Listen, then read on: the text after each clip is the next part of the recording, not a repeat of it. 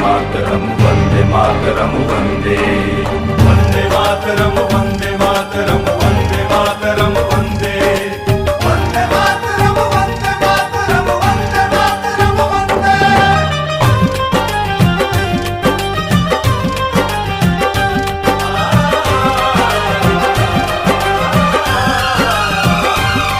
मेरा रंग दे बसंती चोला था भगत सिंह ने बोला, जब भड़का क्रांति का सोला आसन दुश्मन का डोला।